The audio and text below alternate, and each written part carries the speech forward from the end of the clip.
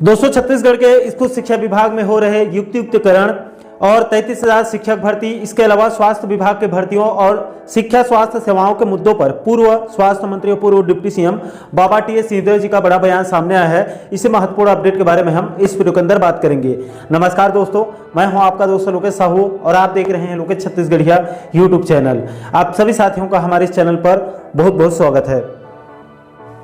दोस्तों, जैसे कि आप सभी साथियों को ज्ञात होगा कि इस समय राज्य सरकार स्कूल शिक्षा विभाग के अंतर अतिशय शिक्षकों और स्कूलों का युक्तियुक्तकरण करने जा रही है, जिस पर सरकार का दावा है कि इसमें बड़ी संख्या में शिक्षकों का इधर से उधर ट्रांसफर किया जाएगा एक स्कूल से दूसरे स्कूल में, और करीब करीब 13,000 शिक्षकों की व्यवस्था इस युक्तियुक्तकरण से कर लिया जाएगा। इसको लेकर सीएम के हरी झंडी भी मिल चुकी है बीते दिनों और बहुत जल्द युक्तियुक्तकरण की प्रक्रिया शुरू होने वाली है।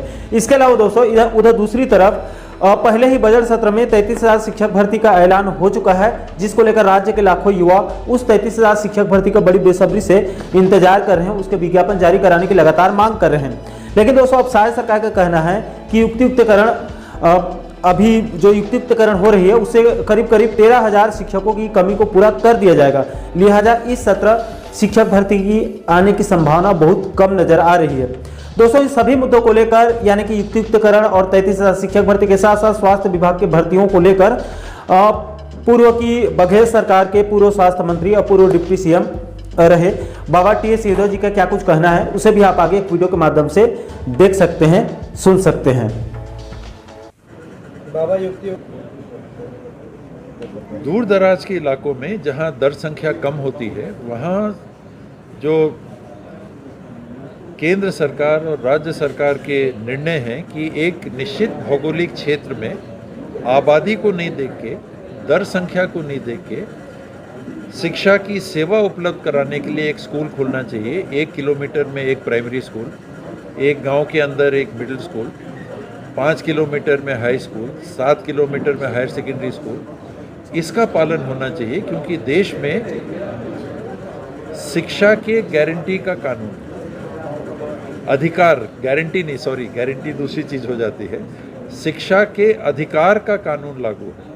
उस शिक्षा के अधिकार का बुनियादी चरण प्राथमिक शिक्षा होती है। तो उस प्राथमिक शिक्षा को, केंद्रों को बंद करना तो दूर, सरकार को चाहिए कि नर्सरी, KG1 और KG2 की शिक्षा भी प्राइमरी स्कूल में चालू करें या आंगनबाड़ी में चालू करें। एक फॉर्मल शिक्षा की व्यवस्था नर्सरी, KG1, KG2 की चालू होनी चाहिए, बंद होने का तो बात नहीं है। जहां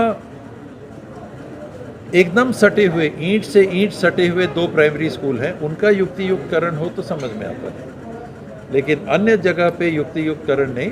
पहली प्राथमिकता शिक्षा और स्वास्थ्य के क्षेत्र में जितने घोषित पद हैं, सरकार ने जितने पोस्ट सैंक्शन किए हैं इन 2 विभागों में, इनको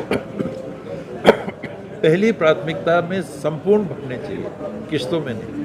बाबा, लोकसभा चुनाव, ये तो बड़ी जिम्मेदारी है, ये एक अनिवार्य जिम्मेदारी है कि शिक्षा और स्वास्थ्य के क्षेत्र में समझौता नहीं किया जा सकता, नहीं किया जाना चाहिए। और शिक्षा मंत्री जी ने तो 33 या 32 या 36,000 पोस्ट के लिए कहा। मेरा ये मानना है कि समस्त पद करना चाहिए। कांग्रेस के समय भी सरकार नहीं कर पाई तो वो मैं कमी मानता हूँ। डॉक्टर्स की, नर्सेस की, टेक्नीशियंस की अगर कांग्रेस की सरकार भी पूरी नहीं कर पाई तो वो भी एक कमी मानता हूँ। कोई भी सरकार की पहले नहीं हुआ तो हम भी नहीं करेंगे, ये गलत है। पहले कोई कमी रह गई तो अब आपको मौका मिला है, आपको उसको पूरा करना है। और ये 2 विभागों में एक तरफ क्या मांग है, हमको रोजगार चाहिए। जो मंत्री जी ने कहा कि वह सबको रोजगार नहीं मिलेगा, वो अपने अलग बात है, तो इतना तो रोजगार मिले। और उसमें भी रोजगार प्राथमिकता नहीं है मेरे नज़र में सेवा प्राथमिकता है। शिक्षा और स्वास्थ्य के क्षेत्र में सेवा उपलब्ध होनी चाहिए नागरिक को, और उसका समझिए क्या कहते हैं, एंसिलरी यूनिट मान लीजिए कि वो रोजगार भी दे रहा है हमारे युवतियों को और युवाओं को जो पढ़े लिखे हैं, जिनको वो जगह पे काम करने का मौका मिल सकता है।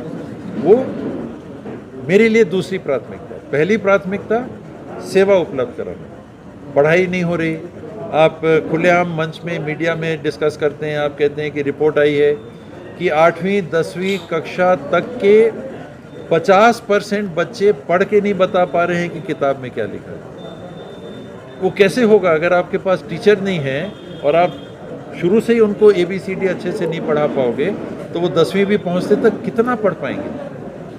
आप खुद आंकड़ों को प्रमाणित तौर पे प्रस्तुत कर रहे हैं कि हमारे देश में शिक्षा की ऐसी स्थिति है, तो वो क्यों है? इसलिए है कि वहाँ पर आपने लोगों को ही तैनात नहीं किया है।